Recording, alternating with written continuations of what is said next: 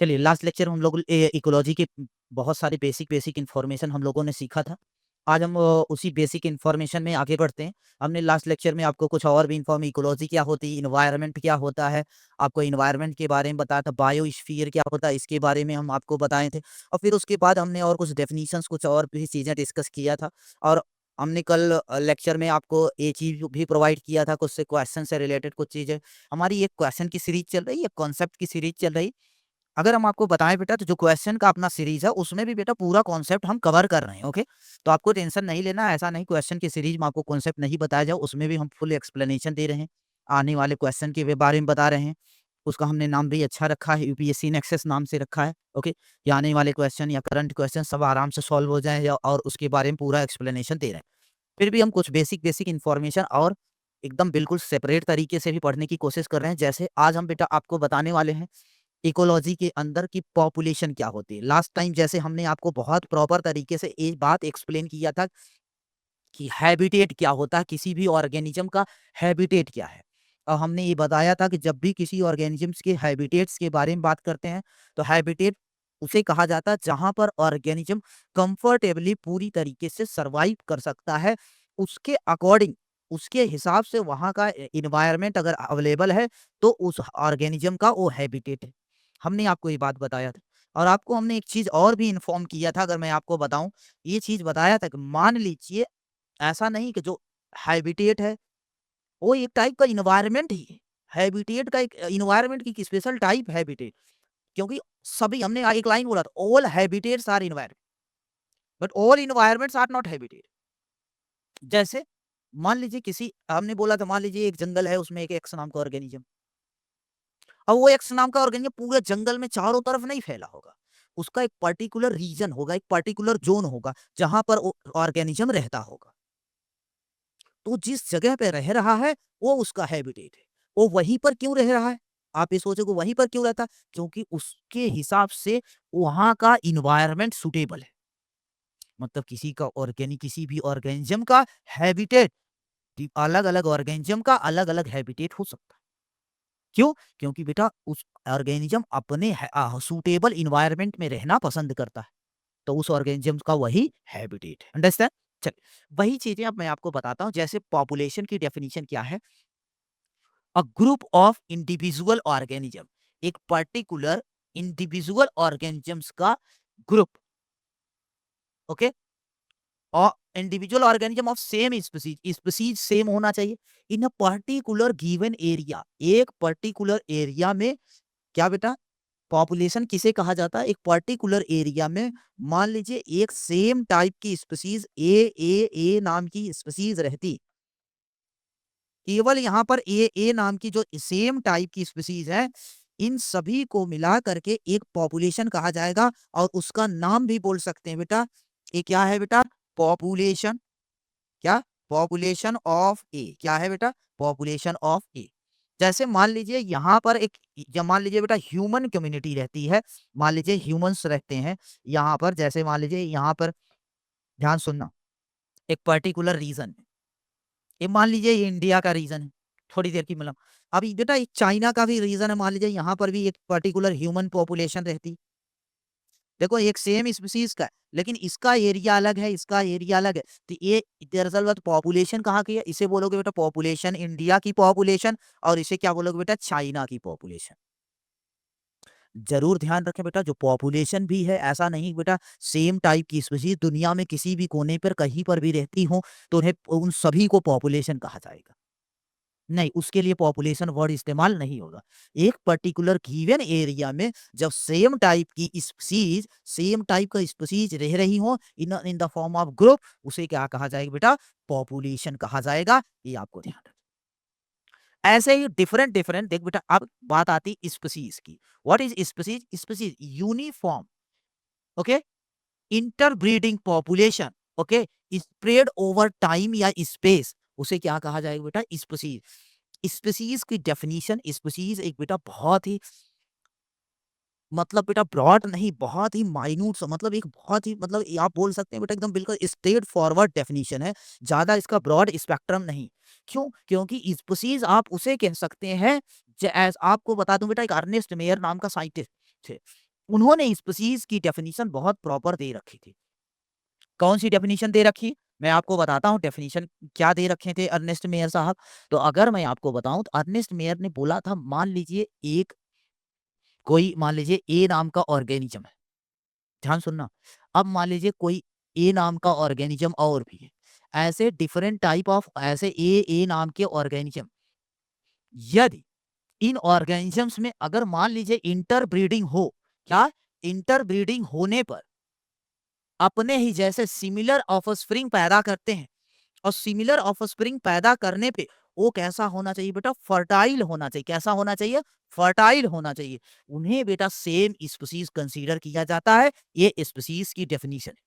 क्या स्पीसीज उसे कहेंगे जब एक ऑर्गेनिजम्स, जैसे मान लीजिए एक स्पीसीज एक कम्युनिटी के ऑर्गेनिज्म है, यहाँ एक पॉपुलेशन एक पर्टिकुलर एरिया के कुछ ऑर्गेनिजम्स हैं, इनमें जो इंटरब्रीडिंग होगी और इनसे जो ऑफस्प्रिंग बनेंगे वो यदि फर्टाइल बन रहे हैं तो वो बेटा सिमिलर स्पीसीज के हैं। अगर ऐसा नहीं है तो सेम स्पीसीज के मेंबर नहीं है। ये बात ध्यान रखना पड़ेगा आपको, ठीक है क्या? चलिए इसी बात पे आगे आते हैं बेटा और डिस्कस करते हैं कम्युनिटी के बारे में। कम्युनिटी किसे कहा जाता है? तो कम्युनिटी किसे कहा जाता है बेटा? A group of population. मान लीजिए एक पर्टिकुलर जगह की एक कोई पॉपुलेशन, एक मान लीजिए ह्यूमन पॉपुलेशन की बात करें, तो मान लीजिए आपके कोई गांव की एक छोटी सी पॉपुलेशन है, ऐसे कहीं किसी और एरिया की एक छोटी सी पॉपुलेशन है, ऐसे कहीं और एक ह्यूमन पॉपुलेशन, किसी और प्लेस की एक ह्यूमन पॉपुलेशन है। अब इनको मिला दिया जाए तो इन्हें बोला जाता है बेटा ह्यूमन कम्युनिटी बोला जाता है। इनके लिए क्या शब्द इस्तेमाल करते हैं? ह्यूमंस कम्युनिटी वर्ड का इस्तेमाल करते हैं। तो आपको ये डेफिनेशन याद रहनी चाहिए कि कम्युनिटी किसे कहा जाता है। वही लिखा बेटा a group of population of different species, या फिर different species in a given area. अलग अलग प्रकार की जो ग्रुप ऑफ बेटा गिवन स्पीसीज के ग्रुप ऑफ पॉपुलेशंस है, उन डिफरेंट डिफरेंट स्पीसीज की जो होती है बेटा in a particular given area, इन्हें क्या कहा जाएगा बेटा? Community. This include all population in that area. Okay, जैसे फॉर एग्जांपल पर्टिकुलर एरिया में all plants, animals and microbes, इन सभी को इंक्लूड किया जाता है इन अ कम्युनिटी। किसमें? कम्युनिटी में। कम्युनिटी में कि कितने लोग रहते हैं, कितने वैरायटी के लोग रहते हैं, ये सारी बातें बताना क्या कहलाएगी बेटा? कम्युनिटी कहलाएगी। क्या है आपको ये बात समझ में आया?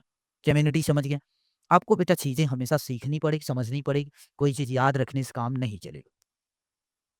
शब्द आता है बायोम, ये भी वर्ड आपको ध्यान रखना पड़ेगा। आखिर ये बायोम क्या है? तो आप पढ़िए बायोम क्या है? कॉम्प्लेक्स ऑफ सेवरल कम्युनिटी, बहुत सारी जो कम्युनिटी हैं, बहुत सारी डिफरेंट डिफरेंट जगह की पार्टी को डिफरेंट डिफरेंट एरिया के डिफरेंट डिफरेंट जो कम्युनिटी है, ओके, उनमें बहुत सारी कम्युनिटी मिलकर के क्या फॉर्म करती है? बायोम। जैसे सम इन क्लाइमेक्स स्टेज। कहो सर क्लाइमेक्स स्टेज की बात करें बेटा, क्लाइमेक्स स्टेज उसे बोला जाता है जब कहीं पर भी, ये ध्यान रखना, सबसे पहले जैसे मान लीजिए अर्थ सरफेस जब अर्थ जब फॉर्म हुई थी, अगर आपको याद दिलाऊं तो आपको एक स्टोरी पता भी होगी, बिग बैंग थियरी। अगर आपको बिग बैंग थियरी याद हो, बिग बैंग थियरी बताती है ना कि एक बेटा क्या हुआ था? एक ह्यूज एक्सप्लोजन हुआ। बिग बैंग थियरी क्या बताती है? एक ह्यूज एक्सप्लोजन की वजह से डिफरेंट पार्टिकल्स बिखर गए। उसके बाद अंडर ग्रेविटेशनल फोर्स अलग अलग अलग अलग प्लैनेट्स बने। उसमें से एक प्लैनेट्स हमारा क्या है बेटा? अर्थ भी उसी में से एक प्लैनेट्स है। ओके, ये जब बेटा 20 बिलियन पहले ईयर्स पहले अगो पहले जब बना, ओके, फिर पहले यूनिवर्स का फॉर्मेशन कब हुआ है? 20 बिलियन ईयर्स अगो। फिर उसके बाद उसमें क्या हुआ बेटा? अर्थ का फॉर्मेशन आपको पता है 4.5 बिलियन ईयर्स अगो पर हुआ। आपको इस बारे में भी जानकारी रखनी पड़ेगी। जब ये बना फिर उसके बाद क्या हुआ बेटा? इसमें धीरे धीरे धीरे धीरे अर्थ का एटमॉस्फेयर धीरे धीरे इसमें बेटा जो एटमॉस्फेयर गैसेस थी वो कंबाइन करके सबसे पहले क्या वाटर फॉर्म की हैं। ओके, उसके बाद CO2 और डिफरेंट टाइप ऑफ कंपाउंड बनाना शुरू की। ओके, ये कहानी थियरी है बेटा, थियरी है। इसमें कितना सच है कितना झूठ है ये बता नहीं सकते हम। ओके, क्योंकि बेटा अगर मैं बताऊं तो जैसे मान लीजिए लोगों का, जनता का मानना क्या है, मान लीजिए एक कहानी कहानी मतलब ये तो हिस्ट्री ही हो गई ना। जब मैं आपको हिस्ट्री पढ़ाते समय ये आपको ज़रूर इन्फॉर्म करूँगा कि हिस्ट्री ह्यूमन्स तो नहीं बढ़ा सकते कभी भी। क्या बोला? अगर बेटा मैं बात करूँ, मैं किसी दावे के साथ अगर आपको कभी बोलूँ कि मैं हिस्ट्री बहुत अच्छा पढ़ा सकता हूँ, तो बेटा दुनिया में कोई भी हिस्ट्री नहीं पढ़ा सकता। क्यों? क्योंकि सच जो क्या है वो किसी को नहीं पता। वो तो जो लिखी गई है बस उतना ही पता है। उसमें कुछ हो सकता है सही, कुछ नहीं हो सकता। क्यों? क्योंकि लिखने वाला जो है बेटा वो अपने अकॉर्डिंग लिख रखा है। और पढ़ाने वाले या हम पढ़ा रहे हैं, हम बता रहे हैं, हो सकता है हम अपने अकॉर्डिंग कुछ मॉड्यूलेट करते हैं, कुछ चेंजेस करें या फिर हम अपने अकॉर्डिंग उसे समझा रहे होते हैं। बेटा अगर हिस्ट्री की बात करें तो हिस्ट्री ना हम पढ़ा सकते हैं, ना आप पढ़ सकते हैं। कितना सच है, क्या नहीं है, लिखने वाला भी क्या लिख रखा है। हर कोई बेटा किस जिस चीज़ से मान लीजिए आप किसी चीज़ से इन्फ्लुएंस है, आप उसकी कहानी लिखते समय आप उसमें पूरा सच कभी भी नहीं लिखेंगे। इसी प्रकार से जितनी भी हिस्ट्री, जितनी भी चीज़ें लिखी गई हैं, उसमें जो कुछ भी लिए लिखा गया है, पूरा सच नहीं। पूरा सच बताने के लिए बेटा ऊपर वाले को बुलाना पड़ेगा, जिसे हम आप मानते हो ना कि ऊपर वाला ही बेटा है ना। तो जो बेटा शुरू से रहा होगा, जो शुरू से इस दुनिया में रहा होगा, वही आपको सच वाला हिस्ट्री पढ़ा सकता है। उसके अलावा तो किसी के पास ऐसी नहीं कोई किताब, ना ही कोई किताब है, ना ही किसी को सच पता है कि आपको कोई सच हिस्ट्री पढ़ा दे। ओके? तो मैं भी आपको जो हिस्ट्री अभी बता रहा हूँ, कहानी बता रहा हूँ, बस ये किताबों की है। इसमें कितना सच है, कितना नहीं, पता नहीं। बस हाँ, आप पढ़ोगे तो आपके क्वेश्चन सॉल्व होंगे, आप अच्छा कर सकते हो। बस आप इसीलिए पढ़ाई कर रहे हो, आप सच जानने के लिए नहीं पढ़ रहे हो, कि बिल्कुल ट्रुथ क्या है। ठीक है ना? इसीलिए मैं आपको ज़्यादा इस पर डिटेल नहीं चलता हूँ। मैं जब आपको हिस्ट्री पढ़ा रहा हूँगा, तो आपको इस पर एक बहुत हर हिस्ट्री की एक बुक पर, हर हिस्ट्री की कहानी पर मैं आपको एक अपनी कहानी बताया करूँगा, जिससे आपको पता चल जाएगा कितना सच, कितना है, कितना नहीं। हम उस पर ऐसे चीज़ें डिस्कस करेंगे, लेकिन आपको पहले से भी बता दूँ, हम फिर भी लाएँ एट द एंड बोलेंगे कि फाइनल कन्क्लूज़न नहीं है, जो लिखा है वो पढ़ लीजिए बस। ठीक है ना? चलिए फिलहाल हम आगे नहीं जाते। तो जो क्लाइमेक्स स्टेज क्या है बेटा, दरअसल बात जब स्टार्टिंग जहाँ से होती है उसे पायनियर कमेटी कहते हैं। स्टार्ट जब होता है बेटा, स्टार्टिंग होती है, सक्सेशन जब स्टार्ट होता है। लेकिन सक्सेशन जब एंड पर पहुँचता है, उसे क्लाइमेक्स कम्युनिटी कहा जाता है, क्लाइमेक्स स्टेज कहा जाता है। मैं इस पर भी प्रॉपर एक वीडियो छोटा-सा बनाऊँगा, इस पर भी वर्क करेंगे। आज हम बेसिक डेफिनिशन पर वर्क कर रहे हैं, हम एक बार इस सक्सेशन पर भी बात करेंगे आपसे, ठीक है ना? Climax stage and other different stage of succession ये लिखा गया है। और भी डिफरेंट ऑफ सक्सेशन हो सकता है in any areas represented by right assembled different kind of plant animals etc sharing common climate. दरअसल बात बेटा अलग अलग एरिया के different different kind of animal plant microbe and other organisms जो है बेटा, वो क्या करते हैं बेटा, शेयरिंग करते हैं कॉमन क्लाइमेट। ये कॉमन क्लाइमेट को शेयर करते हैं। जैसे आप इस वक्त पर जहां पर भी बैठ करके पढ़ रहे होंगे, वहां पर बेटा, वहाँ पर बहुत सारे माइक्रो ऑर्गेनिज़्म होंगे, बहुत सारे मच्छर होंगे या फिर और भी चीज़ें होंगी आपके सराउंडिंग में, आपके माता-पिता हों, बहुत सारे ऑर्गेनिज़्म एक ही एनवायरनमेंट को, एक ही क्लाइमेट को क्या कर रहे हैं बेटा, शेयरिंग में शेयर कर रहे हैं, ओके? तो ऐसी कंडीशन बायोम में भी यही होता है, different type of organism, different kind of organism एक ही क्लाइमेट को शेयर कर रहे हैं, तो sharing of a common climate, okay? Biome are bigger unit क्या देन कम्युनिटी। कम्युनिटी से बड़ी यूनिट होती। बायोम क्या है बेटा? एक बायोम एक बिगर यूनिट है किसकी, कम्युनिटी से। Okay, constitute great reason of the world distinguish on ecological bias okay such as tundra biome. जैसे क्या है बेटा, बायोम्स में क्या आता है बेटा, जैसे एक टुंड्रा बायोम्स आता है, एक फॉरेस्ट बायोम है, ऐसे ग्रासलैंड बायोम है, ओके, एक डेजर्ट बायोम ऐसे आता है। कहोगे फिर सर ऐसे कितने बायोम हैं? हम बेटा इन बायोम पर भी डिस्कस करेंगे, छोटे छोटे क्लिप्स हम बनाकर डाल देते हैं, जिससे आपको बहुत सर्टेन टाइम याद हो। जैसे अभी मैंने बोला ना बेटा कि मैं आपको सक्सेशन अलग से समझा दूँगा, ओके? सक्सेशन ऐसे ही बेटा मैं आपको अलग से बायोम भी अलग से ही समझाऊँगा, क्योंकि ये इम्पोर्टेंट है। इनके लिए इम्पोर्टेंट वालों के लिए हम बेटा अलग से ही वीडियो बना कर के आपके लिए डालेंगे। इनको जैसे आप सेव कर पाओ, बहुत इम्पोर्टेंट है। इनके आप ऐसे ही इन्फॉर्मेटिव वीडियो ऐसे होंगे कि जिससे आपको जानकारी हासिल करना है, क्वेश्चन से रिलेटेड अलग बना करके आपको देंगे कि जिससे आपको क्वेश्चंस क्या मेजर याद, जैसे हम बेटा जो इन्फॉर्मेटिव वीडियो बनाएंगे उनको आपको एक बार इन्फॉर्मेशन लेनी पढ़नी है, काम चल जाएगा। लेक्चर 1 लेक्चर 2 जो बेटा शॉर्ट्स बनाएंगे, शॉर्ट्स वीडियो बनाएंगे जो 5 मिनट 10 मिनट 2 मिनट 4 मिनट के, उनमें हम आपको बेसिक इन्फॉर्मेशन नहीं देने वाले। उसमें हम बेटा चीजें सॉल्व कैसे होंगी, किस बात को याद करना, किस बात को नहीं याद करना, हम उस पर डिस्कशन करेंगे, ओके? चलिए, आ जाइए इसी प्रकार से हम कुछ बायोलॉजिकल स्पेक्ट्रम की बात करते हैं एंड इकोलॉजिकल एफिशिएंसी की बात करते हैं। हमारे पास 2 टर्म है, एक इकोलॉजिकल एफिशिएंसी, एक बायोलॉजिकल स्पेक्ट्रम। आपको बता दूं बेटा इकोलॉजिकल एफिशिएंसी जिसे एनर्जी पिरामिड कहा जाता है, आप बहुत अच्छे से जानते हैं। 10% रूल होता है, 10% लॉ की बात करें, ये बहुत इंपॉर्टेंट, बहुत बार आपको इधर-उधर कहीं न कहीं क्वेश्चन देखने को आपको मिलता है। ये 10% लॉ क्या है? आ जाइए आपको मैं सबसे पहले समझाता हूँ 10% लॉ क्या होता है। 10% लॉ कुछ और नहीं बेटा, दरअसल बात एक साइंटिस्ट थे, उन्होंने क्या बोला कि जैसे कोई ऑर्गेनिज़्म कुछ भी खाता है, उससे जितनी भी एनर्जी ऑब्टेन करता है, जितनी भी एनर्जी उसे मिलती है, उसका 90% खर्च करके केवल 10% रखता है अपने पास। इ डायरेक्ट ऐसे मत बोल देना ट्रांसफर करता है। 10% अपने पास एनर्जी रखता है। जब उसको उस ऑर्गेनिज्म का एनर्जी किसी दूसरे ऑर्गेनिज्म ने मान लीजिए उसे खाएगा अगर वो ऑर्गेनिज्म, तो उसके अंदर जो स्टोर्ड एनर्जी है, जो अवेलेबल एनर्जी है, उसे अनदर ऑर्गेनिज्म को मिलेगा। तो उस अनदर ऑर्गेनिज्म को कितनी एनर्जी मिलेगी? जितना स्टोर रहेगा उसके पास, वो कितना है? 10% है। इसे 10% लो, 10% लो, इसे कहा जाता है कि कोई भी किसी भी लेवल पर चले जाओ, किसी भी लेवल, मान लीजिए प्लांट ने बेटा प्रोडक्शन जो है, मान लीजिए बेटा 100% का प्रोडक्शन किया, कितना एनर्जी? 100 जूल या 100 kilo joule and so on, कुछ भी बोल सकते हैं, इतना एनर्जी का प्रोटेक्शन प्रोडक्शन किया, वो बेटा 90% लॉस कर देता। क्यों? जनरली बेटा रेस्ट 90% में मैक्सिमम से मैक्सिमम रेस्पायरेशन में लॉस हो जाती है। ओके, 90% लॉस करता है बेटा, 10% हमें आपको ट्रांसमिट करता है, मतलब इसी को बोलते हैं बेटा 10% लॉ। आ जाइए बायोलॉजिकल स्पेक्ट्रम की बात करें बेटा, relative number of plant species पर बायोलॉजिकल टाइप। ओके, जैसे एरोटाइप, एरोफाइट्स, हाइड्रोफाइट्स, और क्या है बेटा? फेनरोफाइट एंड एक्सेट्रा। क्या बोल रहा है? Relative number of plant species पर बायोलॉजिकल टाइप, मतलब कि बेटा ये दो प्लांट स्पीसीज हैं, आपको बहुत अच्छे से पता है कि ये कहाँ पाए जाते। इकोलॉजिकल स्पेक्ट्रम कुछ और नहीं है। जैसे मान लीजिए मैं आपको एक सिंपल भाषा में बताता हूँ, जैसे कोई प्लांट्स है, वो किस पर्टिकुलर रीजन के इकोसिस्टम में अवेलेबल है, उसका कितना परसेंट उस इकोसिस्टम में है, कितना परसेंट किसी और इकोसिस्टम उस प्लांट स्पीसीज का उसको वो है, वो रिलेटिव परसेंटेज ही क्या है बेटा? Biological spectrum. आप चाहो तो इसको छोड़ो, ऐसे पढ़ो, यहां से पढ़ो, relative number of particular plant species, इसको छोड़ो, occurring in a particular ecosystem, okay, is expressed in percentage of total, is known as biological spectrum. जैसे एक बच्चा बोलेगा सर ये बात थोड़ा सा और एक्सप्लेन करो। देख बेटा, मान लो एक इस दुनिया में, इस धरती पर ए नाम की एक स्पीसीज रहती है, प्लांट स्पीसीज है।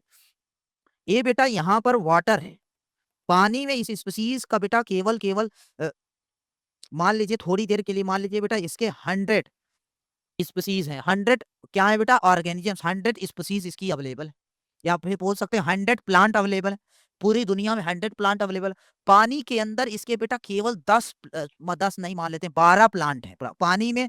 पूरे वाटर बॉडी में कहीं पर भी, दुनिया के पूरे वाटर बॉडी में इसके केवल 10 प्लांट पाए जाते हैं, बाकी प्लांट अनदर अनदर जगह। तो मैं बेटा परसेंटेज यहाँ का निकालूं तो आपके पास परसेंटेज क्या आ जाएगा? तो परसेंटेज कैसे निकालते हैं बेटा?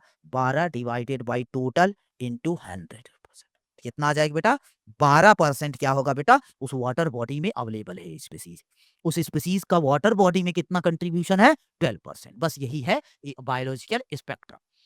इकोलॉजिकल एफिशिएंसी क्या है? Ecological is efficiency describe efficiency with which energy is transferred। हमने क्या बोला बेटा? Energy is transfer from one trophic level to next trophic level, एक टॉपिक लेवल से दूसरे टॉपिक लेवल पर। The number of trophic level in the grazing food chain is restricted, okay, as the transfer energy follow 10% law. Only 10% of energy is transferred to each trophic level from lower trophic level. Next trophic level पर बेटा केवल केवल 10% energy का transmission होता है। चलिए आ जाओ, मैं आज आपको इकोलॉजिकल एफिशिएंसी सिखाने के लिए मैं आपको एक छोटी सी कहानी बताता हूँ, जिससे आपको समझ में आ जाए। आ जाइए, मैं आपको आज आपको बहुत जोर से मान लीजिए भूख लगी है, आपको एक जंगल में ले चलते हैं। आप जंगल में गए बेटा, जंगल में एक प्लांट है जिसके फ्रूट्स को आप खा सकते हैं या फिर आप किसी और को खा सकते हैं। जंगल में एक प्लांट है, मान लीजिए थोड़ी देर के लिए हमारे पास एक बेटा प्लांट ऐसे ही अवेलेबल प्लांट है, स्पीसीज है। ओके, मैं आपको एक मिनट इधर देखो, मैं यहाँ पर आपको एक डायग्राम बताता हूँ। चलिए, यहाँ मैं आज आपको सिखा रहा हूँ बेटा इकोलॉजिकल एफिशिएंसी क्या है। मान लीजिए आ जाओ, एक आपको एक जंगल में ले चल रहा हूँ। ओके, आप जंगल में गए बेटा, यहाँ पर एक प्लांट है, क्या है? एक प्लांट है। ओके, इस प्लांट्स की बात करें बेटा, तो ये जो प्लांट है आपके पास जंगल में, ये क्या कर रहा है बेटा? फोटोसिंथेसिस कर रहा है। लाइट लिया, पानी लिया और क्या किया बेटा? फोटोसिंथेसिस किया। ओके, फोटोसिंथेसिस से इसने फूड बनाया। क्या बनाया बेटा? फूड बनाया। इस फूड इसने जो फूड बनाया, इसे बेटा एक ए नाम का ऑर्गेनिज्म इस प्लांट को खा लिया। क्या? इस प्लांट को ए नाम का ऑर्गेनिज्म खाया। इस ए को किसी और ने, बी ने खाया उसी जंगल में। इस बी को किसी सी ने खाया। ओके, क्या?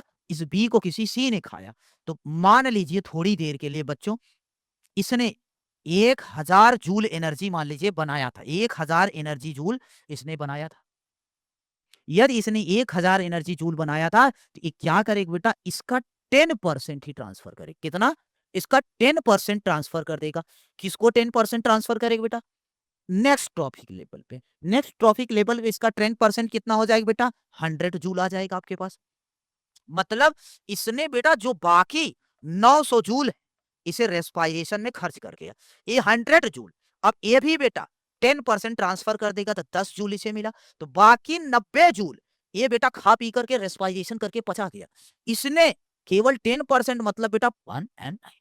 डन?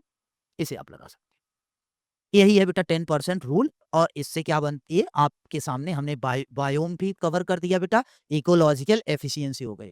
अब नेक्स्ट टाइम बेटा हम की स्टोन पढ़ेंगे, मोस्ट मोस्ट इंपॉर्टेंट पॉइंट है। ओके।